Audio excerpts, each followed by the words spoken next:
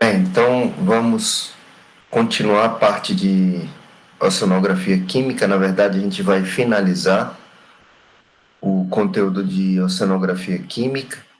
E para finalizar, falta fazer dois comentários referentes às propriedades da água e caracterização geral da salinidade em relação aos oceanos.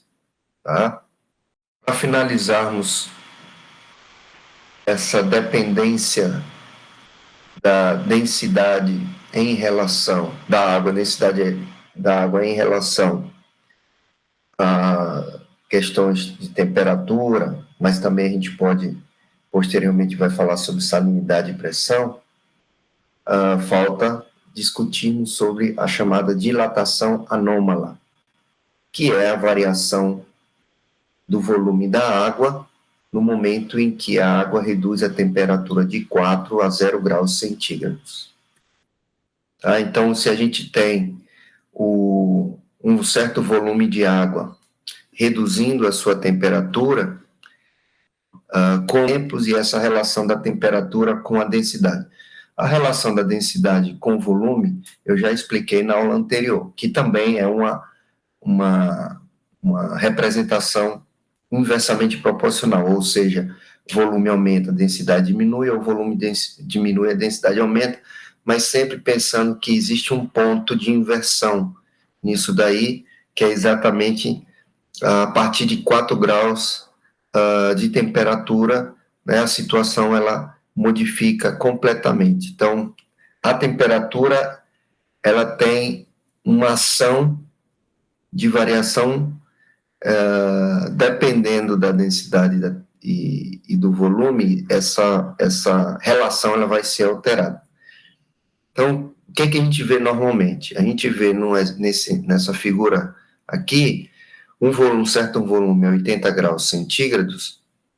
Teoricamente, se você tem o volume com a temperatura aumentando, teoricamente, a energia que é transferida de uma fonte de calor para a água, ela gera caloria. Então, ela vai gerar energia cinética e as moléculas passam a se movimentar com uma energia maior.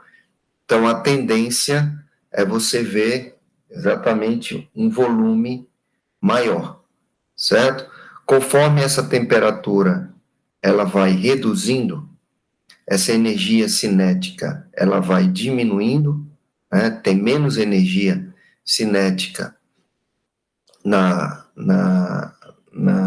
naquele volume respectivo de água. Então, a tendência é que a temperatura diminuindo, a gente tem uma redução do volume, certo? Então, temperatura, ele é diretamente proporcional ao volume da água, certo? Então, temos uma redução da temperatura, temos uma redução do volume da água.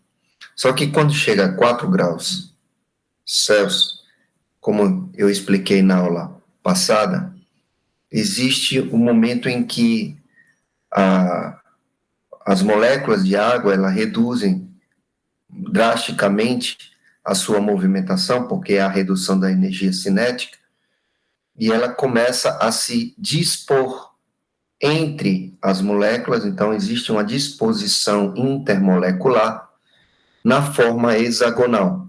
Então, desse momento, no 0 graus, esse momento faz com que as moléculas se posicionem na forma de um hexágono e ocorra um distanciamento intermolecular.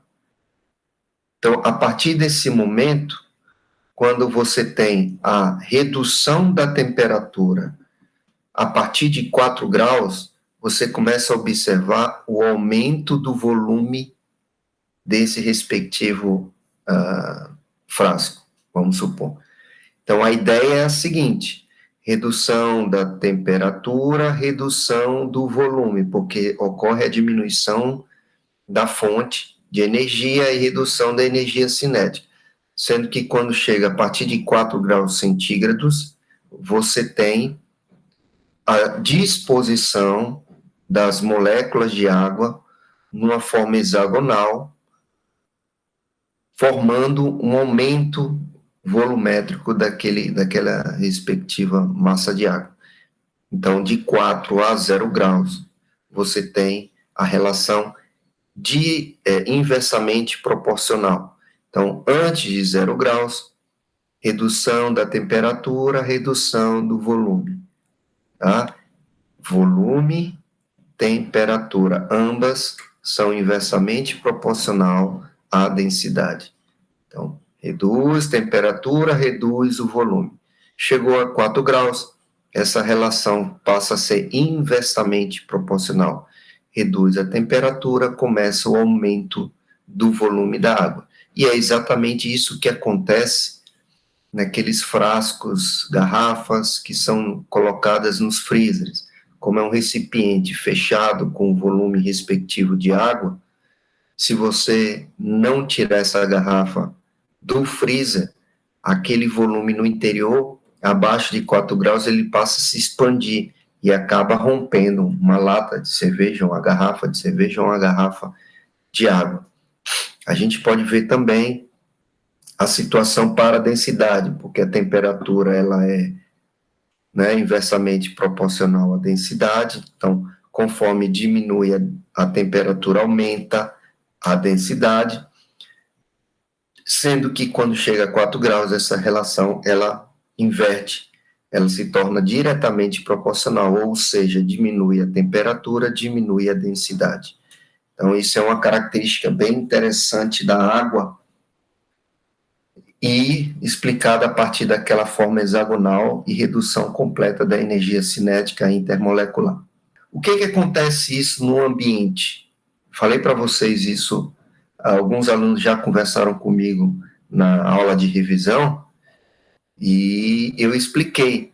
Isso é importante, principalmente quando a gente analisa, quando a gente estuda os ambientes mais frios. Então, primeiro, comparando um ambiente quente, vamos supor um ambiente tropical, uma lagoa, por exemplo, ou uma região costeira, marinha. Então, se você tem incidência solar, né, como fonte de energia atuando na superfície da água, as camadas superiores, elas receberão esse calor, e se você recebe esse calor, você vai ter a região superficial mais quente que as camadas mais internas. Por quê? Porque a água, ela muda a sua densidade variando a temperatura. Então, se a água ela tem contração termal, a densidade é inversamente proporcional à temperatura, quanto mais quente, menor a densidade. Então, essa camada superficial ela é mais quente. Se ela é mais quente, a densidade da água é menor. E a gente sabe que volumes com densidades diferentes, imagine a água e o óleo, eles não se misturam. Então, sim, ocorre uma estratificação, o termo é esse, térmica, da água em relação a um volume específico. Se a profundidade é muito grande, a gente vai ter esse processo acontecendo. Então, as camadas superiores recebem mais calor, se recebem mais calor, né, se recebendo mais temperatura, ficam mais quentes, ficando mais quente, a densidade é menor. Então, quanto menor a densidade, aquele volume específico fica mais em cima. Maior densidade, aquele volume, ele tende a descer. Então, aquelas áreas mais profundas, onde a temperatura é menor, tende a ter exatamente uma maior densidade, e ele acaba indo para o fundo. Beleza? Agora, vamos observar o que acontece num ambiente mais frio. Teoricamente,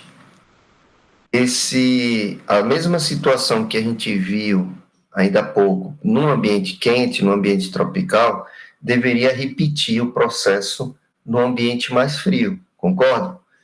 Então, se você aumenta a temperatura, tá? Como a temperatura é inversamente proporcional à densidade, e a densidade também é inversamente proporcional ao volume, então eu posso dizer que a temperatura é diretamente proporcional ao volume. Então, se eu aumento a temperatura, eu aumento o volume.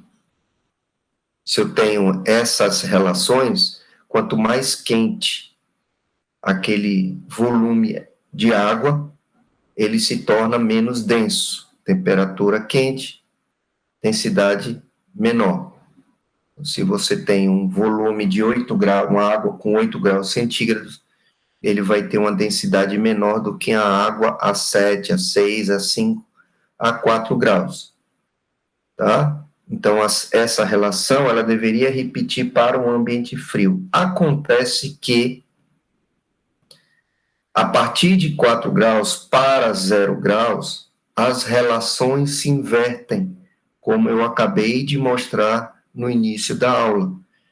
Então, redução da temperatura, aumento da densidade. Então, se há aumento da densidade, fica mais denso, o volume de água a 4 graus fica mais no fundo. Um certo volume de água a 8 graus é menos denso do que 4.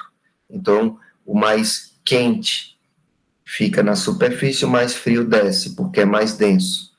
Só que quando chega de 4 a 0 graus, essa relação ela se torna diretamente proporcional, como nós vimos ainda há pouco. Diminui a temperatura, diminui a densidade. Diminui a temperatura, aumenta o volume. Então, o processo se inverte no momento em que a temperatura da água reduz de 4 a 0 graus. Tá? Então, se você tem o processo invertido, uma água que está, por exemplo, a 3 graus centígrados, aqui, ele vai estar nessa densidade, um pouquinho abaixo de 1 grama por centímetro cúbico, ele vai ter, aqui a 3, aqui a 2, ele vai ter uma densidade menor numa temperatura menor. A 1 grau, ele vai ter a densidade menor numa temperatura menor. Então, de 4 a 0 graus, a relação se torna diretamente proporcional. Reduziu a temperatura, reduziu a densidade. E se reduz a densidade no momento que reduz a temperatura, a gente vai ter a relação inversa do que a gente viu aqui na região tropical. Na região tropical, redução da temperatura, aumento da densidade, sendo mais denso, fica mais no fundo. De 4 a 0 graus, redução da temperatura, redução da densidade. Então, as águas mais frias, elas têm uma densidade menor. Então, 0 grau é mais frio que 1. 1 é mais frio que 2, 2 mais frio que 3, 3 mais frio que 4. Então, a gente tem uma relação direta. Baixa temperatura, baixa densidade. Então, você vai ter, entre 4 e 0 graus, uma densidade, a água a 4 graus, sendo mais denso do que a água a 1 grau ou a água a 0 graus. Beleza? Isso é muito interessante para a capacidade de sobrevivência dos organismos. A gente tem aqui, nesse momento, uma camada mais superficial, chegando a 0 graus, gera uma variação de densidade. Então, aquela região mais superficial que está perdendo calor no ar atmosférico, que está frio, ele acaba gerando uma camada de gelo aqui, a 0 graus. E as camadas inferiores mudam a sua temperatura. Se muda, muda a densidade. Se muda a densidade, não tem mistura de água. Por isso que a gente tem uma camada de gelo na superfície de um respectivo lagoa ou região costeira, fazendo com que forme aqui um isolamento térmico. Então, os organismos, principalmente peixes aqui, que é o que a gente mais vê, eles conseguem sobreviver primeiro, porque as camadas mais internas não congelam. E segundo, porque as temperaturas das camadas mais internas ficam diferentes de zero.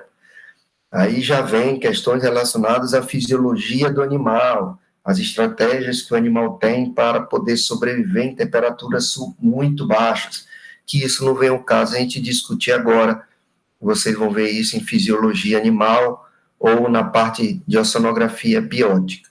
Então, a regra é a seguinte: quando você está numa região tropical, onde a água não chega a 4 graus, a relação da densidade é inversamente proporcional à temperatura. Temperatura diminui, densidade aumenta. Temperatura diminui, o volume diminui. Quando chega de 4 a 0, essa relação é o contrário. Temperatura diminui, a densidade diminui, temperatura diminui, o volume aumenta. Então, você tem a formação de camadas. Agora, lembrando que essas camadas aqui, que são oriundas a partir da alteração da densidade da água, não é um fator exclusivo para a temperatura. A temperatura altera a densidade da água, a salinidade também altera a densidade da água e a pressão também altera a densidade da água. Então, não é um fator exclusivo para a temperatura. Beleza? Outra questão que falta a gente discutir sobre propriedades da água é a relacionada à tensão superficial da água. Então, o que seria a tensão? Um jeito legal de vocês lembrarem da chamada tensão superficial no momento em que vocês enchem um copo com água, e esse copo com água, a água ela vai até a região acima do limite das paredes do copo, seja de vidro, seja de plástico, formando, se você olha horizontalmente, você vê uma bolha saindo. Então, você tem um volume maior do que o volume do copo, por exemplo, mas essa água, ela não cai até um dado momento, certo? Outra questão é a capacidade que alguns insetos têm de pousar sobre a água. Tem várias fotos, várias imagens de mosquitos e outros organismos, insetos, de ter uma massa muito reduzida, ele consegue pousar e, vamos dizer assim, flutuar, né, na camada superficial da água. Isso aí é uma propriedade que é chamada tensão superficial da água. E o que acontece? Nas aulas anteriores, nós discutimos sobre os processos de forças intermoleculares. Então, imagine aqui um volume de água, com cada bolinha branca dessa aqui, uma molécula de água. Então, você tem nessa região central, essa molécula aqui do meio, reagindo, né, gerando forças, né, em várias direções e sentidos, ao longo das moléculas de água também que estão partilhadas ao seu lado. Então, você tem a força de ação e reação. E, nesse momento, a resultante da força dessa molécula aqui do meio é nula. Então, você tem um processo de coesão.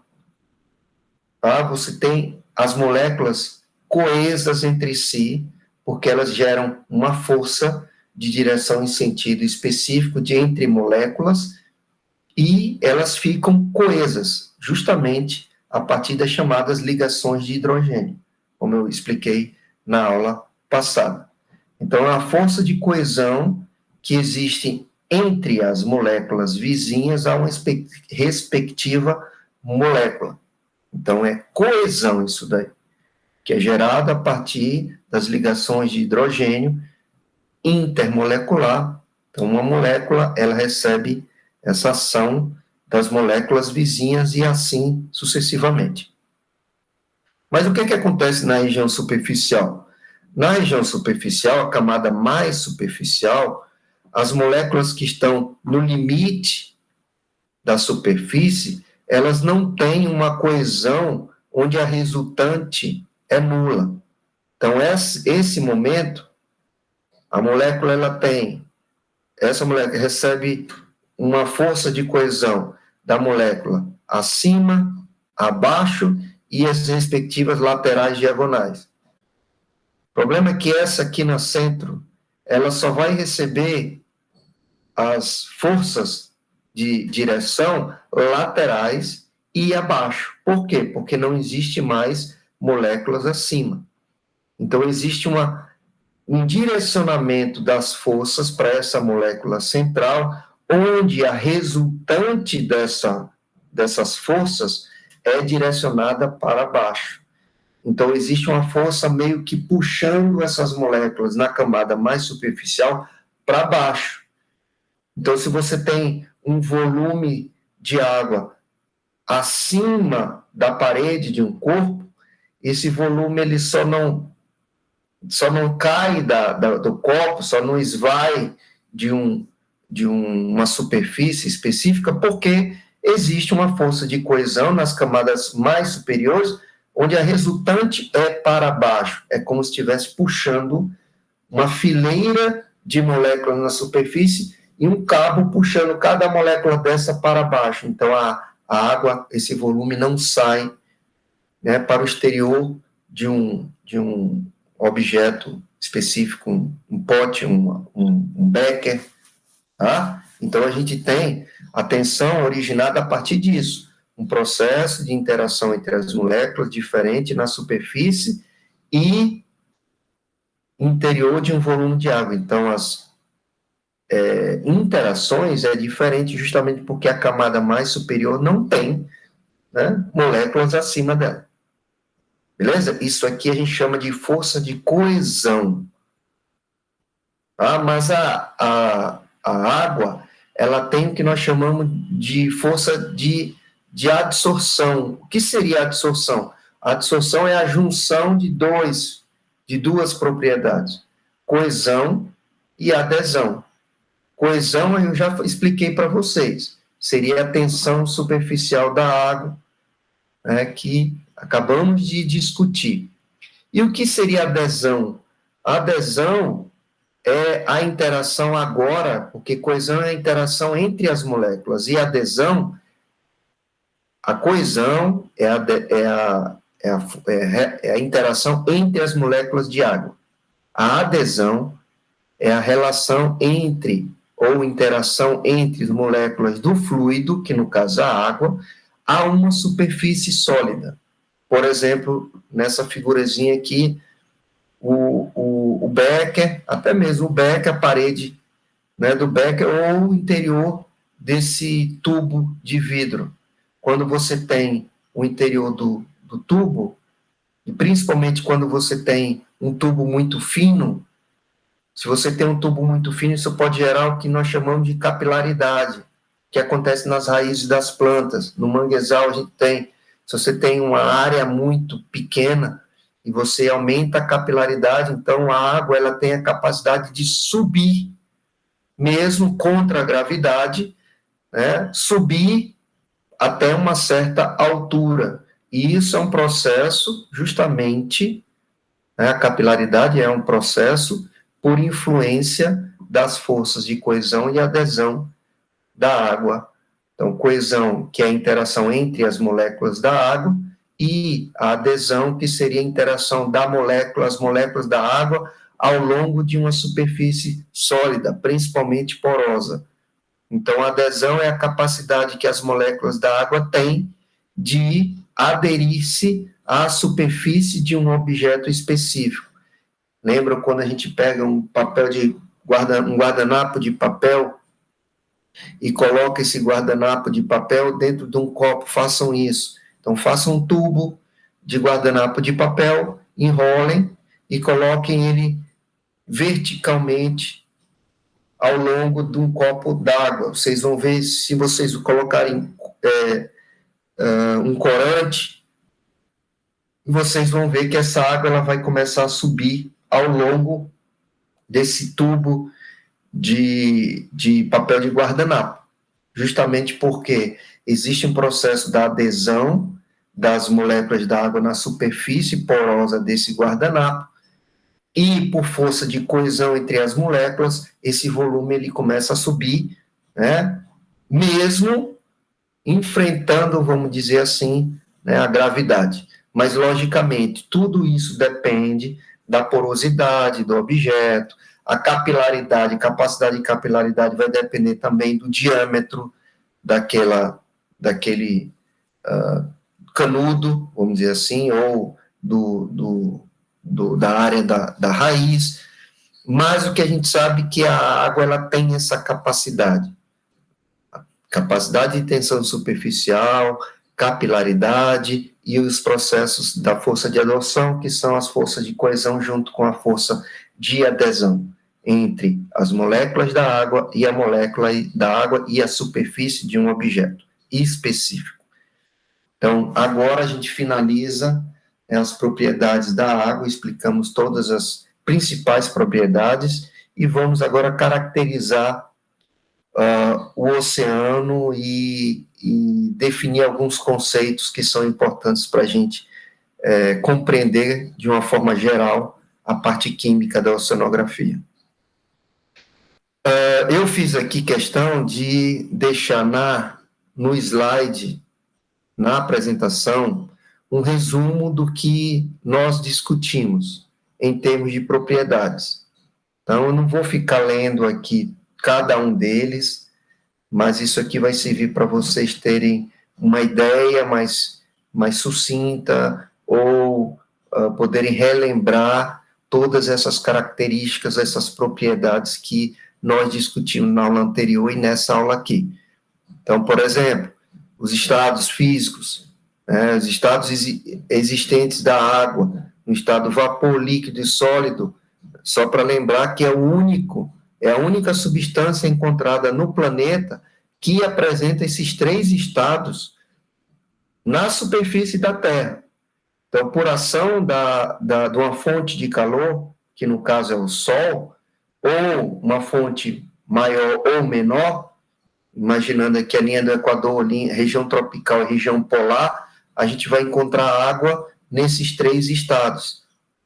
Estado de vapor, lembra do que nós discutimos sobre a água representar um termostato natural, grande área de vaporização na região equatorial, líquido, a gente vai encontrar em todo o oceano, e estado sólido nas regiões polares, nas camadas de gelo e icebergs. Então, estado físico a gente encontra como única substância a água capaz de ter os três estados no ambiente natural. E aí algumas características de significância física e biológica para vocês terem uma referência melhor. Propriedade de solvente, então ele é um solvente universal, e a gente vê isso claramente nos oceanos, ele dilui, ocorre a dissolução, do soluto aqui no caso, os sais, que é o que a gente está discutindo agora. Então, ele e tem essa capacidade, a capacidade de tensão superficial, que as forças de coesão, forças que existem entre as moléculas da água, e a gente tem também a chamada força de adesão, que eu expliquei para vocês ainda há pouco, as capacidades de calor, né, a quantidade de calor necessária para alterar 1 grama da substância em 1 grau centígrado, então a gente tem a água com uma capacidade alta de calor, ela consegue absorver uma quantidade considerável de calor, isso é bom, tá? Porque auxilia no termostato do planeta. A questão do calor latente, quantidade de calor para ganhar ou perder por grama, para mudar o estado sólido, líquido, gasoso, explicamos isso aí também. Então, a calor latente de fusão e o calor latente de vaporização. Relação da densidade da água, que é a relação de massa sobre unidade de volume, e essa variação em relação à temperatura, discutimos isso na aula passada e finalizei agora, nessa aula. A capacidade de expansão térmica, quando ela sofre aquecimento ou quando ela sofre resfriamento, e essa variação de uma temperatura alta até 4 graus, e essa expansão térmica muda de 4 a 0 graus, que foi o que a gente viu ainda há pouco, certo? Então, um resumo para vocês, isso vai auxiliar principalmente quando vocês estiverem fazendo o mapa de conhecimento, que é a atividadezinha que eu pedi para vocês desenvolverem valendo nota da segunda avaliação.